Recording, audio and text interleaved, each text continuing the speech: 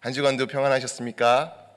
네, 이렇게 또 부족한 종이 여러분들 앞에 서서 주님의 말씀을 나누게 되었습니다.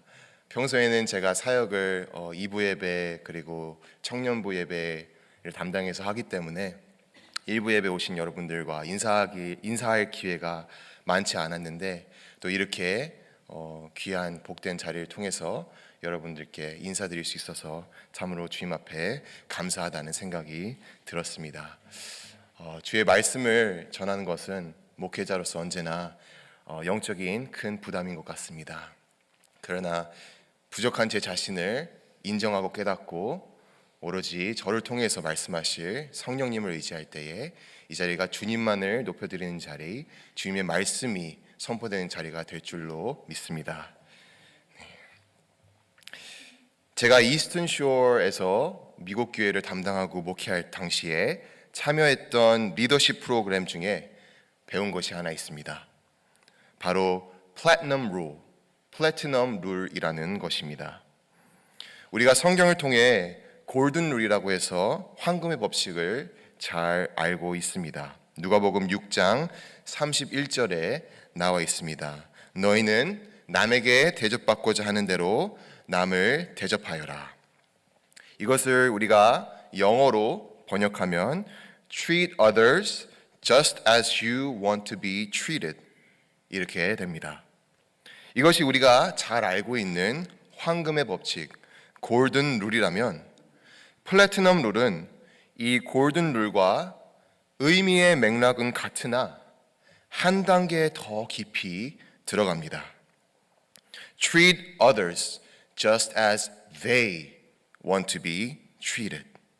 이것을 한국말로 번역하면 남이 대접받고자 하는 대로 남을 대접하여라 입니다. 조금 말장난하는 것처럼 들리실지도 모르겠습니다만 이 두 문장에는 글자상으로는 별 차이가 없어 보여도 의미하는 것에는 아주 큰 차이가 있습니다. 남에게 대접을 받고자 하는 대로 남을 대접하는 것의 주체는 나입니다. 내가 남에게 대접받고자 하는 대로 남도 대접하기 때문입니다. 그러나 남이 상대방이 대접을 받고자 하는 대로 상대방을 대접하는 것의 주체는 상대방인 것이죠. 다시 말해 상대방이 무엇을 원하고 무엇을 좋아하고 또 어떤 취향인지를 알고 그것에 맞춰서 대접을 하는 것을 뜻합니다. 예를 제가 들어보겠습니다. 여러분, 얼죽아가 무슨 뜻인지 아십니까? 요즘 MZ 세대들이 대화를 할 때 말을 줄여서 하는 것을 많이 좋아합니다. 그 얼죽아도 그 중에 하나인데 무엇을 뜻하냐면 얼어 죽어도 아이스 커피라는 것을 뜻합니다. 그래서 앞글자만 따서 얼죽아입니다. 다시 말해 아무리 얼어 죽을 것 같은 추운 날씨에도 따뜻한 커피가 아닌 아이스 커피를 마신다는 것입니다. 이런 부류의 사람들은 대체로 뜨거운 것을 잘 못 먹는 사람들이 많습니다. 대부분 모든 음료들을 차갑게 마시는 것을 좋아하는 체질을 가졌습니다. 제가 바로 얼죽아입니다. 이처럼 차가운 것만을 마셔야 하는 사람들이 있다면 반대로 차가운 것을 잘 못 마시는 사람들도 있습니다. 이분들은 당연히 따뜻한 커피를 선호할 것입니다. 아무리 날씨가 더워도 체질상 차가운 것을 마시면은 배탈이 나게 되는 것이죠.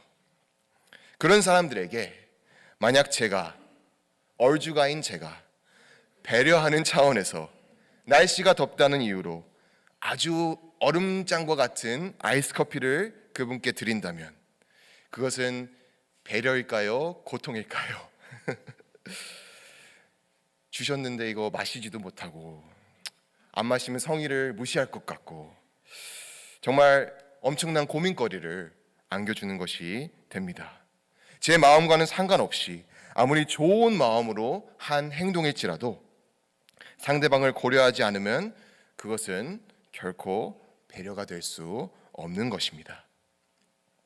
이처럼 진정으로 남을 배려하려면 상대방 입장에서 모든 것을 고려해야 합니다.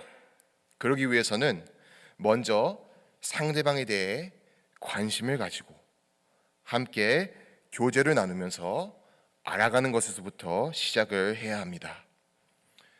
그렇게 하나둘씩 상대방에 대해 배워 나가다 보면 그 사람이 정말로 원하고 바라는 그러한 대접을 해줄 수 있게 된다는 것입니다. 따라서 상대방을 진정으로 배려하려면 남의 입장에 서서 우리는 생각을 해야 합니다. 그렇게 될 때에 상대방은 마음 문을 열게 되고 거기서부터 서로 간의 신뢰가 쌓인다는 것입니다. 이것을 저는 이 리더십 프로그램을 통해서 배우게 되었습니다. 그리고 예수님께서 누가복음 6장 31절에 하신 말씀도 이러한 깊은 뜻이 담겨져 있다는 것을 깨닫게 되었습니다. 예수님께서 성육신으로 이 땅에 내려오셔서 인간을 위해 희생하신 그 십자가의 사건이 신이신 하나님의 입장이 아닌 인간인 우리의 입장에 서서 베푸신 크나큰 은혜의 사건이기 때문입니다. 그 십자가의 사건을 진정으로 이해를 하고 믿는다면 어떻게 우리가 주님께 마음 문을 열지 않을 수 있겠습니까? 오늘 읽은 본문의 말씀은 이렇게 시작을 합니다. 보아라, 내가 문 밖에 서서 문을 두드리고 있다. 앞에서 말씀드렸듯이 예수님께서는 이미 우리의 입장에 서서 우리를 위해 은혜를 베푸시고자 이 땅에 내려오셨습니다. 우리의 모든 죄를 안고 십자가에 죽으시고 승천하심으로 완전한 승리를 이루셨고 그 승리의 영광을 우리에게도 나누어 주셨습니다. 이러한 크나큰 은혜를 받은 우리들인데 왜 아직까지 예수님은 문 밖에 서서 문을 두드리고 계실까요? 혹시 여전히 우리의 마음의 문이 닫혀 있어서 예수님이 못 들어오고 계시는 것은 아닐까요? 오늘 본문의 말씀은 라오디게아 교회를 향한 주님의 말씀이었습니다. 이 라오디게아 초대교회는 굉장히 부유한 교회였습니다. 재정이 탄탄하고 대부분의 교인들이 부자였습니다. 그래서 겉으로 보기에는 행복한 교회, 주님의 축복을 충만히 받은 그러한 교회로 보여집니다. 그러나 안타깝게도 이 라오디게아 교회는 하나님의 은혜 안에 거하는 교회가 아니었습니다. 요한계시록 3장 17절은 우리에게 이렇게 말씀합니다. 너는 풍족하여 부족한 것이 조금도 없다고 하지만 실상 너는 네가 비참하고 불쌍하고 가난하고 눈이 멀고 벌거벗은 것을 알지 못한다. 세상적으로는 풍족하고 부족한 것이 하나도 없는 것처럼 보여도 하나님이 보시기에 이 라오디게아 교회는 비참한 교회였다는 것입니다. 그 이유는 바로 예수님의 부재 때문이었습니다. 여러분, 예수님이 계시지 않는 교회를 상상하실 수 있으시겠습니까? 예수님이 안으로 들어가시지 못하시고 계속 문 밖에서 두드려야 하는 그러한 교회 말입니다. 교회의 주인이신 예수님께서 마땅히 계셔야 할 자리에 계시지 못한다는 것. 그러니 하나님이 보시기에 이 라오디게아 교회는 영적으로 아주 비참하고 가난하고 불쌍한 교회였던 것입니다. 이 세상엔 참으로 교회가 많습니다.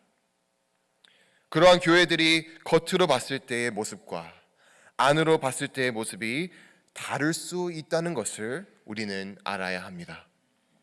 다른 말로 하면 우리 인간의 눈으로 봤을 때의 모습과 하나님의 눈으로 봤을 때의 모습이 다를 수 있다는 것입니다.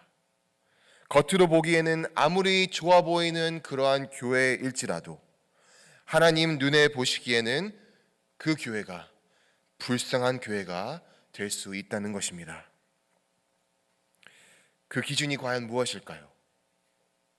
그 기준은 마음의 문이 활짝 열려서 주님이 그 교회 안으로 들어와 계신지 그렇지 않은지에 따른 것입니다. 그리스도의 영이신 성령님이 그 교회 안에 살아 역사하셔서 그 교회가 주님과의 친밀한 관계를 유지하며 하나님의 마음을 이해하고 그 뜻에 순종하는 교회가 바로 주님 이 안에 들어와 계시는 그러한 교회의 모습입니다.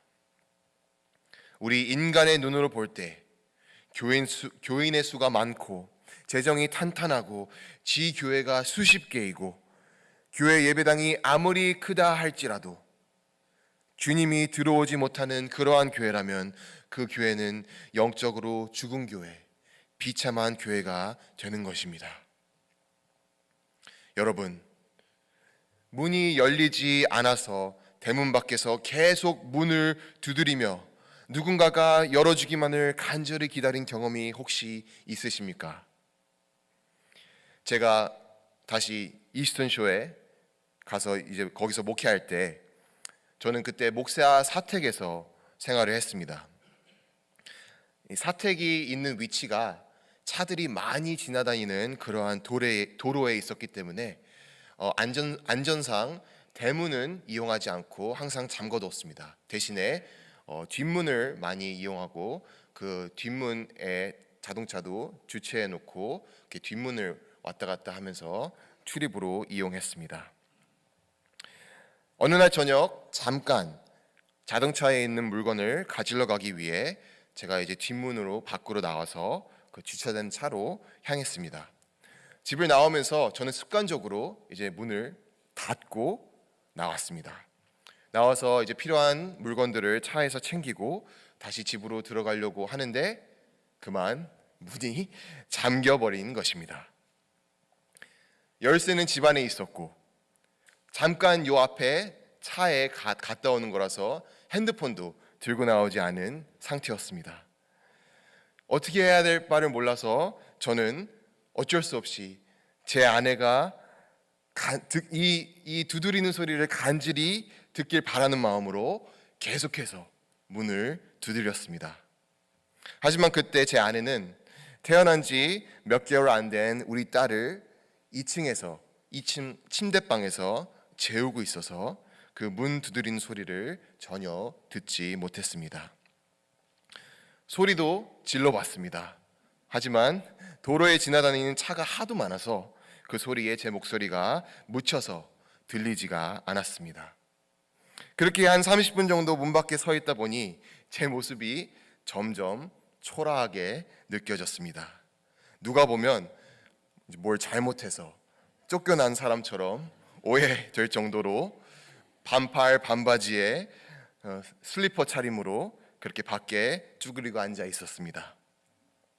30분이 지나니까 조금씩 추워지고 이제 조금씩 걱정이 되기 시작했습니다. 이러다가 오늘 저녁 이렇게 날밤을 밖에서 새는 것은 아닌지 심각하게 걱정이 되기 시작하니까 그때서야 저는 하나님께 기도하기 시작했습니다. 참으로 어리석죠.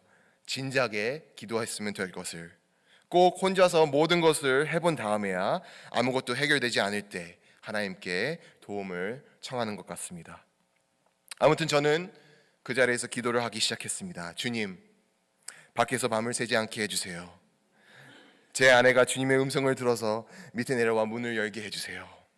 그렇게 기도를 하고 있는데 갑자기 뜬금없이 찬송가 한 곡이 생각났습니다. 제가 교회 청년부에 속한 선교 중창단에서 봉사할 때 자주 부르던 곡이었습니다. 주 예수 대문 밖에. 그 찬송가의 가사를 혼자 조용히 읊었습니다. 그렇게 읊고 있는데 제 눈에 뜨거운 눈물이 흘러내리기 시작했습니다. 주님께서 제 마음 문 밖에 서서 애타게 기다리시는 그 심정이 어떤 심정인지를 알게 해주시는 것 같았습니다. 그 심정을 알게 되니까 주님께 너무 죄송해서 눈물이 나기 시작했던 것입니다. 이제 정말 누가 보면 집에 쫓겨나서 울고 있는 사람으로 생각했을 것입니다. 주님은 항상 언제나 내 마음에 거하셔야 하는데 나는 종종 내 뜻대로 내가 하고 싶은 대로 행동하며 내 의지와 내 자아가 너무 강해서 주님을 외면하고 무시했던 제 자신을 다시 돌아보게 되었습니다. 그날 밖에 서서 참으로 많은 회개 기도를 하게 되었습니다. 감사하게도 주님께서 제 기도를 들어주셔서 저에게 지혜를 주셨습니다. 창문을 살펴보아라. 분명 열린 창문이 있을 것이다. 다행히도 세탁실 쪽에 창문이 열려 있어서 그 창문을 열고 창문 사이로 들어갈 수 있게 되었습니다. 주님의 종으로 살겠다고 결심한 제가 주님을 마음 안으로 모시지도 못하고 스스로 주인 행세하며 주님을 문 밖에 계속 세워뒀다는 것을 깨달았을 때 저는 눈물을 흘리지 않을 수 없었습니다. 이 찬송가의 가사처럼 이러한 나의 행동이 정말 수치스럽게 느껴졌습니다. 여러분, 우리의 마음의 주인은 누구십니까? 예수님이십니까? 아니면 나입니까? 우리의 마음의 주인이 예수님이시기를 간절히 믿으시길 바랍니다. 이것이 매 순간 주님께 드리는 우리의 믿음의 고백이 되기를 소망합니다. 우리가 교회를 다니고 하나님을 믿으면 우리 마음 문을 열고 우리가 주님을 초청하게 됩니다. 하지만 주님을 내 마음속에 모셨는데도 내 삶의 변화가 없는 경우도 있습니다. 예수님을 마음으로 영접하고 주님이 내 삶과 가정에 오셔서 계시기를 간절히 기도하지만 아무런 변화를 느낄 수가 없습니다. 주님이 오셨는데 왜 여전히 내 삶은 풍파와 고통으로 가득하고 큰 변화가 일어나지 않는 것일까요? 그 이유는 우리가 기도를 드릴 때 여전히 변하지 않는 우리의 마음가짐 때문입니다. 주체가 나에서 주님으로 바뀌어야 그 기도에 대한 응답이 이루어지는 것입니다. 다시 말해, 나의 집에 주님을 모시는 것이 아니라 내가 주님 집에 거해야 하는 것입니다. 시편 기자는 84편 4절에 이렇게 말합니다. 주님의 집에 사는 사람들은 복됩니다. 그들은 영원토록 주님을 찬양합니다. 여러분, 주체가 나에서 주님으로 바뀌면 모든 것이 주님의 것임을 인정하게 됩니다. 내가 살고 있는 나의 집, 내 재산, 내 가정, 내 목숨도 주님의 것임을 깨닫게 됩니다. 오늘 예배를 마치시고 댁으로 돌아가시면 여러분들은 어떻게 행동하십니까? 이제 집 문을 자연스럽게 열고요. 집으로 들어와서 이제 일단 편한 옷으로 갈아입죠. 그리고 소파에 앉아서 TV를 보고 또 냉장고에서 먹을 것을 꺼내 먹고 더우면 에어컨을 켜고 추우면 히터를 켜지 않습니까? 그것이 일반적으로 우리가 편하게 집에서 하는 행동들이죠. 집에서는 내가 하고 싶은 대로 편하게 행동을 합니다. 내가 이 집의 주인이기 때문에 당연한 것입니다.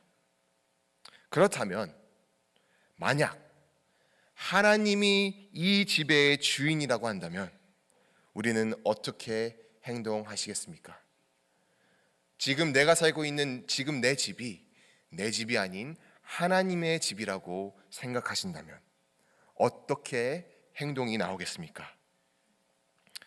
일단 대문부터 마음대로 열지 못하죠.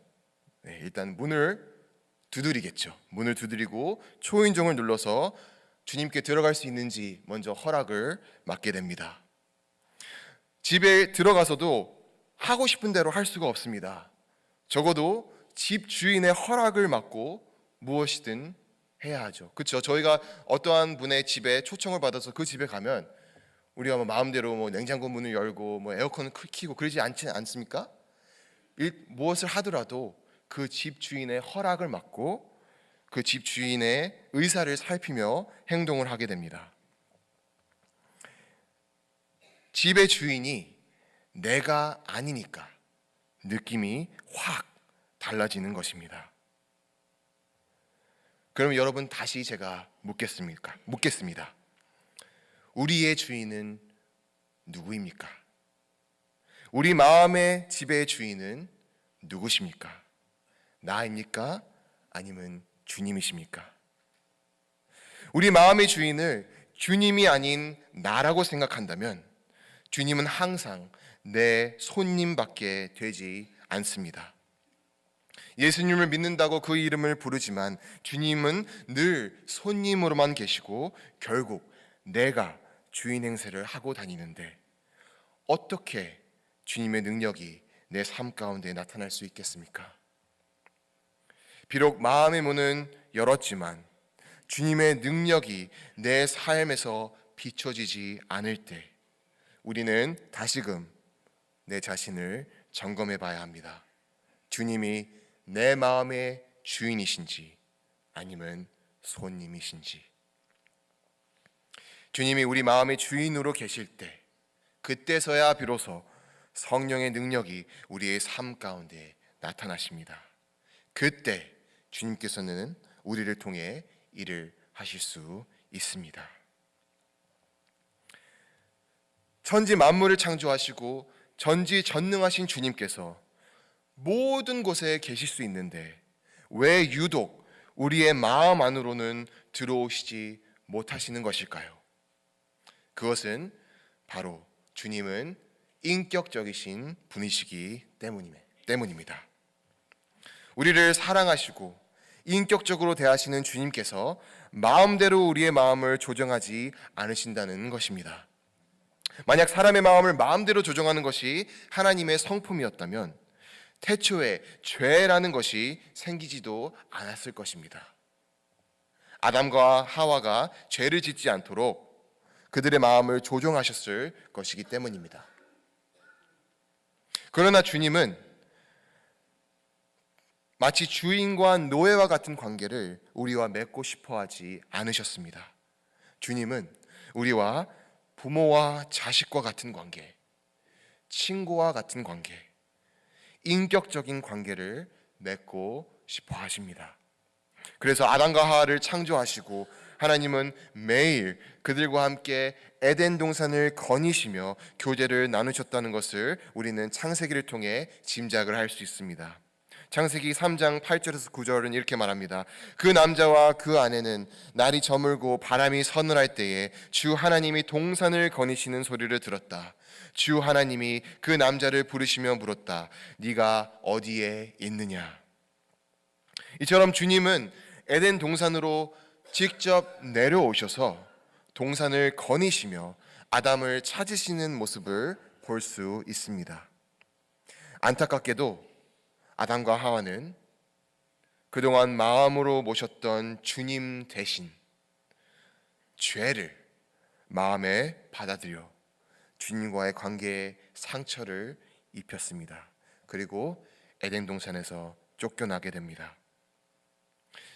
그 모습을 바라보는 주님의 심정은 얼마나 안타까웠을지, 얼마나 가슴이 아플지 생각을 해봅니다.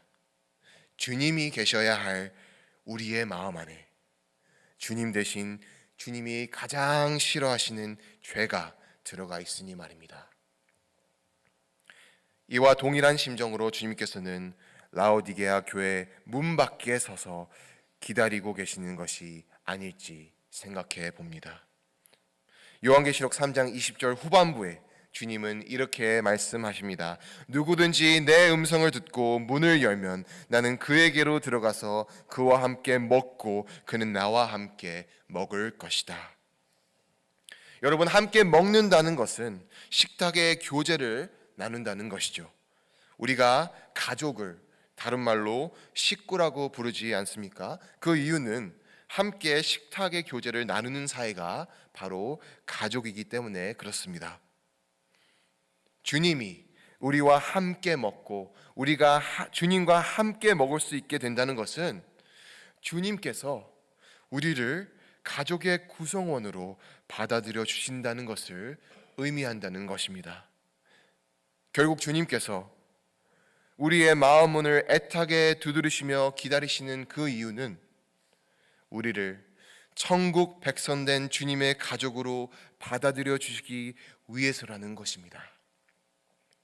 이게 얼마나 큰 축복입니까?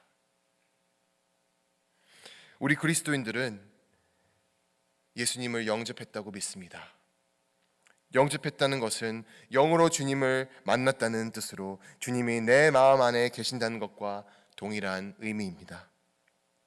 그러나 우리는 그것을 알고 믿는 것으로 그쳐서는 안 된다는 것입니다. 예수님이 내 마음 안에 계실 뿐만 아니라 그분이 나를 인도하실 수 있어야 합니다.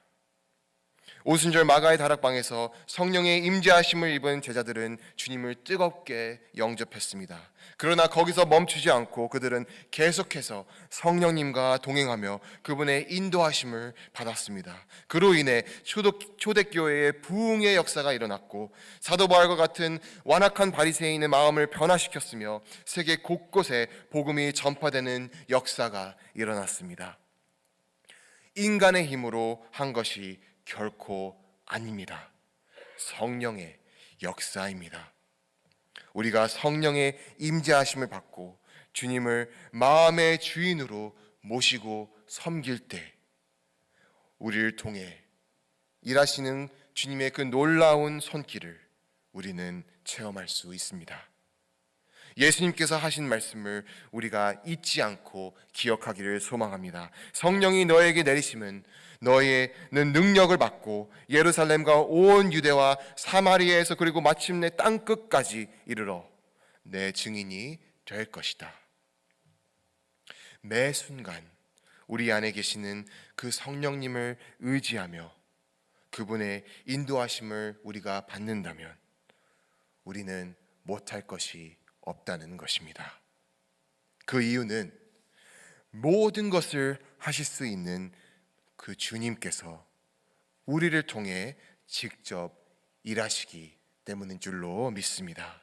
결코 우리가 하는 것이 아닙니다.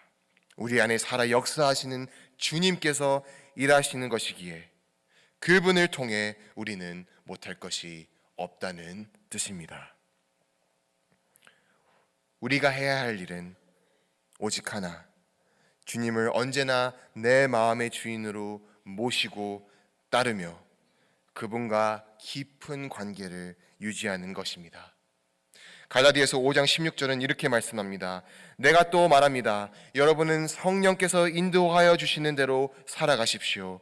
그러면 육체의 욕망을 채우려 하지 않을 것입니다. 우리 안에 수많은 죄의 유혹들이 도사리고 있지 않습니까? 세상에는 3대 유혹이 있다고 합니다. 돈, 그리고 성 문제, 그리고 힘, 권력입니다.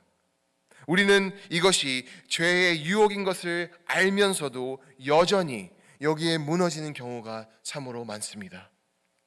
우리가 이러한 죄의 유혹에 무너지는 이유는 여전히 내 마음의 주인이 주님이 아닌 나이기 때문에 그렇습니다.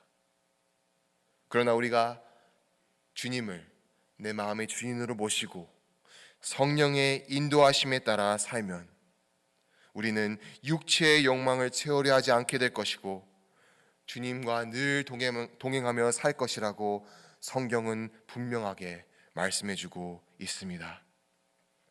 내 마음의 주인이 누구인지에 따라 나는 죄의 유혹에 매번 비참하게 무너지는 사람이 될 수가 있고 또는 성령의 능력으로 그 죄의 유혹을 능히 차단하고 승리하는 삶을 살 수 있습니다.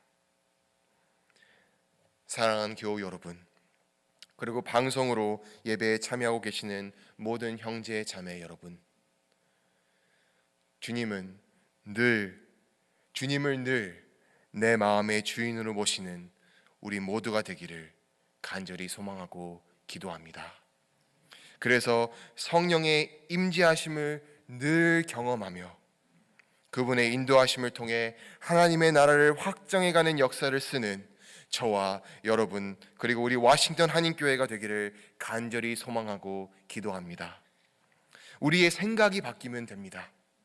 주체가 나에서부터 주님으로 바뀔 때에 내 삶의 진정한 주인은 주님이 되시는 것입니다. 오늘 본문 말씀 21장은 이렇게 말씀합니다. 이기는 사람은, 즉 승리하는 사람은 내가 이긴 뒤에 내 아버지와 함께 아버지의 보좌에 앉은 것과 같이 나와 함께 내 보좌에 앉게 하여 주겠다. 우리가 한 것은 주님을 내 마음의 주인으로 모신 것뿐인데, 그리고 주님께서 나를 통해 모든 일을 감당하시도록 주님께 그 자리를 내어드린 것뿐인데, 주님의 보좌에 함께 앉을 수 있는 영광을 주시겠다고 약속하셨습니다. 사랑하는 교우 여러분, 하나님을 진정으로 사랑하고 믿는 자들에게 손해란 없습니다. 실패도 없습니다. 오로지 주님이 주시는 영광뿐입니다. 이 성령 강림절에 우리의 마음 안에 찾아오신 성령님의 임재하심을 우리가 기억하며 그분의 손길을 느끼며 그분이 주시는 사랑과 은혜를 온전히 체험하는 저와 여러분이 되시기를 간절히 소망합니다. 주님과 동행하는 것도 축복이고 훗날 승리하여 주님께 받을 영광 또한 축복입니다. 주님과 함께 한다면 매 순간이 축복임을 믿으시기 바랍니다. 그 축복을 마음껏 누리시며 성령님과 동행하시는 우리 모두가 되기를 주님의 이름으로 간절히 축원드립니다. 기도하겠습니다.